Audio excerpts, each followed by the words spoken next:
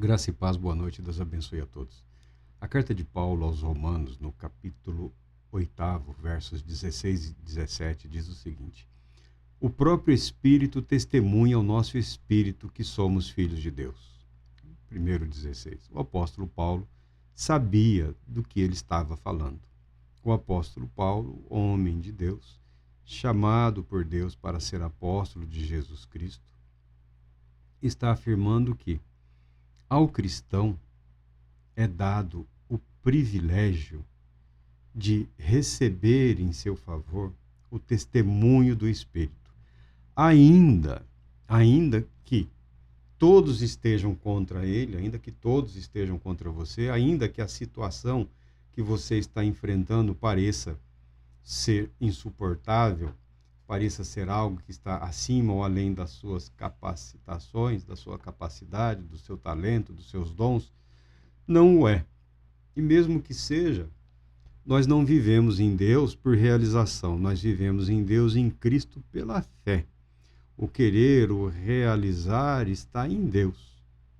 O cristão tem a seu favor o testemunho do Espírito Santo, de que somos filhos de Deus. E esse testemunho é fundamental.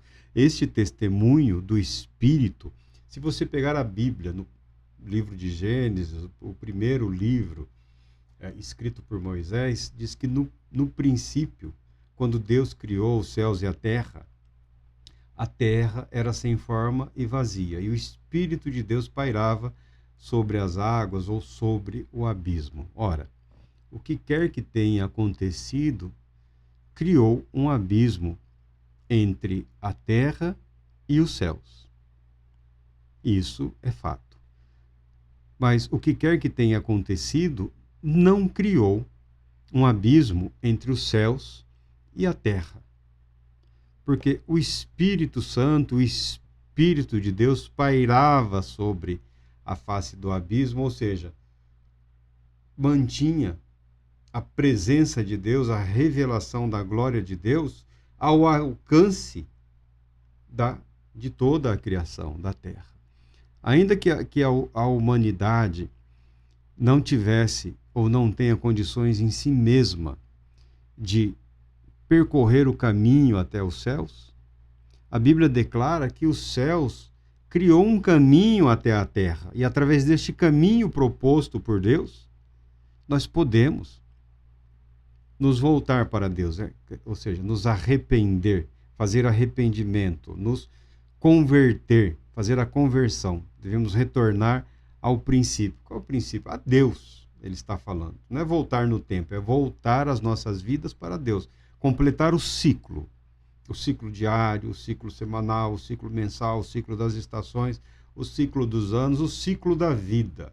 Fazer isso de forma contínua, alegre, fazer isso de forma a expressar uma gratidão a Deus pelo seu imenso louvor, participando assim do testemunho do Espírito Santo, de que Deus nunca jamais abandonou a sua criação, ainda que em diversas ocasiões a criação tenha voltado as costas para Deus e culpado Deus por todos os males que há sobre a terra, por todos os males que ocorrem nas nossas vidas, por todos os males que ocorrem no nosso país, as guerras, as mortes, as revoluções, isso ou aquilo outro. Ou seja, fugindo das nossas responsabilidades, responsabilizando o Criador, que em santo amor nos criou, nos sustenta, nos governa, não nos obriga, mas nos conduz ao arrependimento, caso queiramos fazê-lo. Esse é o testemunho do Espírito. O testemunho do Espírito, você encontra ele de uma forma permanente e constante através de todo o estudo das Sagradas Escrituras. Deus tem para nós perdão, salvação, livramento, consolação, cura e eterna e perfeita comunhão na condição de filhos de Deus. Deus tem para nós a filiação, a glória eterna, a cidadania celestial, gratuitamente oferecida pela fé em Cristo Jesus. Deus Todo-Poderoso te abençoe, te proteja e te conceda paz, muita paz.